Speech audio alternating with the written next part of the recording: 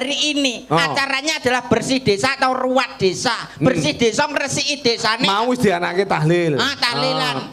Ben adoh saka suker bagian lan kamulyan kang tumeka kan ngoten niku to apa kok diarani bersih dosa utawa sing diarani sedekah bumi sedekah bumi ya kuwi nyedekahi bumine dibancaki rina wengi tanggapno wayang bintang tamune tak percil CS kenapa diarani bumi bumi kuwi diarani lemah sing ning jaba desa sing dienggo mergawe bumi nggih bumi ditanduri tebu bendang semi oh iya iya niku diarani sawah. Oh iya iya. Kuwi mula diarani bumi. Nek ditanduri tebu bendang semi. Mulane dibancaki rina wengi. Lah kuwi lho, rungokno Pak Eko.